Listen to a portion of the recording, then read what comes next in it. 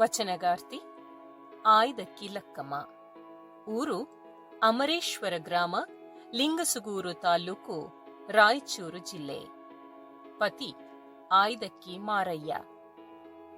ವೃತ್ತಿ ಕಲ್ಯಾಣ ಮಂಟಪದಲ್ಲಿದ್ದ ಬಸವಣ್ಣನವರ ಮಹಾಮನೆಯ ಅಂಗಳದಿಂದ ಆಯ್ದುಕೊಂಡು ತಂದ ಅಕ್ಕಿಯಿಂದ ಅಡುಗೆ ತಯಾರಿಸಿ ಶರಣರಿಗೆ ಕಾಯಕ ದಾಸೋಹ ಮಾಡುವುದು. ದೊರೆತಿರುವ ವಚನಗಳ ಸಂಖ್ಯೆ ಅಂದಾಜು 25. ವಚನಗಳ ಅಂಕಿತ ನಾಮ ಮಾರಯ್ಯ ಪ್ರಿಯ ಅಮರೇಶ್ವರಲಿಂಗ. ಕಲ್ಯಾಣ ಪಟ್ಟಣದಲ್ಲಿದ್ದ ಬಸವಣ್ಣನವರ ಮಹಾಮನೆಗೆ ನಾಡಿನ ಎಲ್ಲ ಕಡೆಗಳಿಂದಲೂ ಬರುತ್ತಿದ್ದ ಸಾವಿರಾರು ಮಂದಿ ಶಿವ ಶರಣ ಶರಣೆಯರಿಗೆ ಪ್ರತಿನಿತ್ಯವೂ ದಾಸೋಹ ನಡೆಯುತ್ತಿತ್ತು. ಅಂತಹ ಸಮಯದಲ್ಲಿ ಅಲ್ಲಲ್ಲಿ ಹರಡಿಕೊಂಡಂತೆ ನೆಲದ ಮೇಲೆ ಚೆಲ್ಲಾಡಿ ಬಿದ್ದಿರುತ್ತಿದ್ದ ಅಕ್ಕಿಯನ್ನು ಆಯ್ದು ತರುತ್ತಿದ್ದ ಮಾರಯ್ಯನಿಗೆ ಆಯ್ದಕ್ಕಿ ಮಾರಯ್ಯನೆಂಬ ಹೆಸರು ಬಂದಿತ್ತು. ಈತನ ಪತ್ನಿ ಆಯ್ದಕ್ಕಿ ಲಕ್ಕಮ್ಮ. ಅಮರೇಶ್ವರ ಗ್ರಾಮದವರಾದ ಈ ದಂಪತಿಗಳು ಕಲ್ಯಾಣ ಪಟ್ಟಣದಲ್ಲಿ ಬಸವಣ್ಣನವರು ಮಾಡುತ್ತಿದ್ದ ಸಾಮಾಜಿಕ ಒಳಿತಿನ ಕೆಲಸಗಳ ಸುದ್ದಿಯನ್ನು ಕೇಳಿ ತಮ್ಮ ಊರನ್ನು ಬಿಟ್ಟು ಕಲ್ಯಾಣಕ್ಕೆ ಬಂದು ನೆಲೆಸಿದ್ದರು. ಆಯ್ದು ತಂದ ಅಕ್ಕಿಯಿಂದ ಅಡುಗೆ ತಯಾರು ಮಾಡಿ ಪ್ರತಿದಿನ ತಮ್ಮ ಮನೆಗೆ ಬರುವ ಶರಣರಿಗೆ ದಾಸೋಹ ಮಾಡುವುದನ್ನೇ ಆಯ್ದಕ್ಕಿ ಲಕ್ಕಮ್ಮ ಮತ್ತು ಆಯ್ದಕ್ಕಿ ಮಾರಯ್ಯ ದಂಪತಿಗಳು ತಮ್ಮ ಕಾಯಕವನ್ನಾಗಿ ಮಾಡಿಕೊಂಡಿದ್ದರು. ದಾಸೋಹ ಎಂದರೆ ಜಂಗಮರ ಸೇವೆಯನ್ನು ಮಾಡುವುದು ಅಥವಾ ಹಸಿದು ಬಂದವರಿಗೆ ಅನ್ನವನ್ನು ನೀಡುವುದು. ಭತ್ತ, ರಾಗಿ ಮುಂತಾದ ಬೆಳೆಗಳನ್ನು ಕೊಯ್ದು ಅರಿಗಳನ್ನು ಒಣಗಿಸಿ ಹೊರೆಗಳನ್ನು ಕಟ್ಟುವಾಗ ಹೊರೆಯಿಂದ ಕಳಚಿಕೊಂಡು ಹೊಲ ಗದ್ದೆಗಳಲ್ಲಿ ಬಿದ್ದಿರುವ ತೆನೆಯನ್ನು ಅಕ್ಕಲು ಎಂದು ಕರೆಯುತ್ತಾರೆ. ಇಂತಹ ತೆನೆಗಳನ್ನು ಬಡವರು ಆಯ್ದುಕೊಂಡು ತಂದು ತಮ್ಮ ಹೊಟ್ಟೆಪಾಡನ್ನು ನೀಗಿಸಿಕೊಳ್ಳುವುದುಂಟು.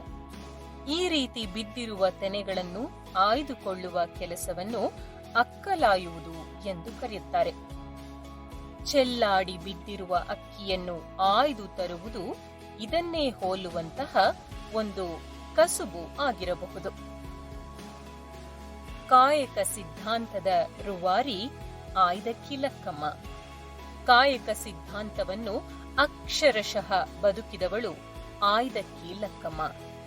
ಕಾಯಕಕ್ಕೆ ಸಂಬಂಧಿಸಿದಂತೆ ಲಕ್ಕಮ್ಮನು ತನ್ನ ಗಂಡನಿಗೆ ಉಪದೇಶ ನೀಡುವ ಕೆಲಸ ಮಾಡುತ್ತಾಳೆ. ಒಂದು ವಿಧದಲ್ಲಿ ಗಂಡನಿಗೆ ತಾನೇ ಗುರುವಾಗುತ್ತಾಳೆ. ಮಾರಯ್ಯ ಕಾಯಕವನ್ನು ಮರೆತಾಗ ಲಕ್ಕಮ್ಮನು ಎಚ್ಚರಿಕೆ ನೀಡಿ ಕಾಯಕಕ್ಕೆ ಕಳುಹಿಸುತ್ತಾಳೆ.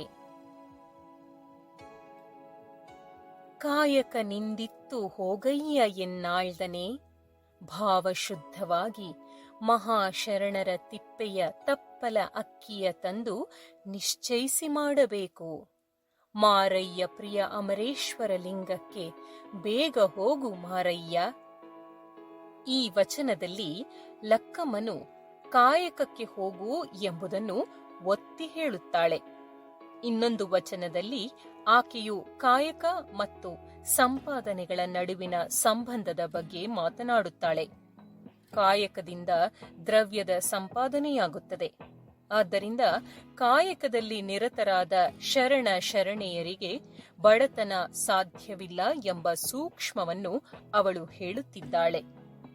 ಮತ್ತೊಂದು ಸಂದರ್ಭದಲ್ಲಿ ಒಮ್ಮೆ ದಾಸೋಹಕ್ಕೆ ಬೇಕಾಗಿರುವುದಕ್ಕಿಂತಲೂ ಹೆಚ್ಚಾಗಿ ಅಕ್ಕಿಯನ್ನು ಆಯ್ದುಕೊಂಡು ಅಕ್ಕಿಯ ದೊಡ್ಡ ಗಂಟನ್ನು ಹೊತ್ತು ಮನೆಗೆ ಬಂದ ಮಾರಯ್ಯನನ್ನು ಕಂಡು ಅಚ್ಚರಿ ಹಾಗೂ ಆತಂಕದಿಂದ ಲಕ್ಕಮ್ಮನು ಶಿವಶರಣರಾದವರು ಈ ಬಗೆಯಲ್ಲಿ ಆಸೆಯ ಸೆಳೆತಕ್ಕೆ ಒಳಗಾಗಬಾರದು ಎಂಬ ಎಚ್ಚರಿಕೆಯನ್ನು ನೀಡುತ್ತಾಳೆ. ಆಸೆ ಎಂಬುದು ಅರಸಂಗಲ್ಲದೆ ಶಿವಭಕ್ತರಿಗುಂಟೇ ಅಯ್ಯ, ರೋಷವೆಂಬುದು ಯಮದೂತರಿಗಲ್ಲದೆ ಅಜಾತರಿಗುಂಟೇ ಅಯ್ಯ. ಈ ಸಖಿಯಾಸೆ ನಿಮಗೇಕೆ?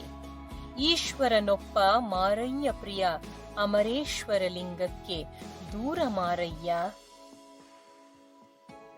ಆಸೆಯ ಸುಳಿಗೆ ಸಿಲುಕಿ ತನ್ನ ಗಂಡನು ಮಾಡಿರುವ ಕೆಲಸವನ್ನು ತಪ್ಪು ಎಂದು ಗುರುತಿಸಿ ಹೇಳುವುದರ ಜೊತೆಗೆ ಗಂಡನು ಮಾಡಿರುವ ತಪ್ಪನ್ನು ತಿದ್ದಿ ಸರಿಪಡಿಸುವುದಕ್ಕಾಗಿ ಅವನು ಹೆಚ್ಚಾಗಿ ತಂದಿರುವ ಅಕ್ಕಿಯನ್ನು ಮತ್ತೆ ಕೊಂಡು ಹೋಗಿ ಬಸವಣ್ಣನವರ ಮಹಾಮನೆಯ ಅಂಗಳದಲ್ಲೇ ಸುರಿದು ಬರುವಂತೆ ಲಕ್ಕಮ್ಮನು ಸೂಚಿಸುತ್ತಾಳೆ.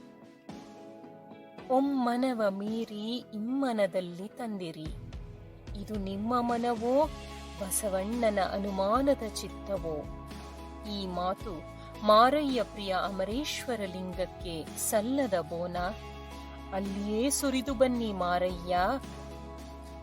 ಈ ಬಗೆಯಲ್ಲಿ ಶರಣರ ಕಾಯಕ ದಾಸೋಹಗಳ ನಿಜ ಸ್ವರೂಪವನ್ನು, ಜೀವನ ಮೌಲ್ಯವನ್ನು ತನ್ನ ಪತಿ ಮಾರಯ್ಯನಿಗೆ ಮನಗಾಣಿಸುವ ರೀತಿಯಿಂದಾಗಿ ಅವಳ ನಿಸ್ವಾರ್ಥ ಮನಸ್ಸು, ತತ್ವ ಸಿದ್ಧಾಂತಗಳ ಪ್ರಬುದ್ಧ ತಿಳುವಳಿಕೆ, ಧೈರ್ಯ ಧೀಶಕ್ತಿಗಳಿಂದಾಗಿ ಎಲ್ಲಾ ಕಾಲದ ಎಲ್ಲಾ ವರ್ಗದ ಸ್ತ್ರೀಯರಿಗೆ ಮಾರ್ಗದರ್ಶಿಯಾಗಿದ್ದಾಳೆ. ಒಂದೊಂದು ಅಕ್ಕಿಯ ಕಾಳು ಪೋಲಾಗದಂತೆ ರಕ್ಷಿಸಬೇಕಾದ ಸಾಮಾಜಿಕ ಜವಾಬ್ದಾರಿಯತ್ತ ನಮ್ಮನ್ನು ಆಯ್ದಕ್ಕಿ ಲಕ್ಕಮ್ಮ ಕರೆದೊಯ್ಯುತ್ತಾಳೆ.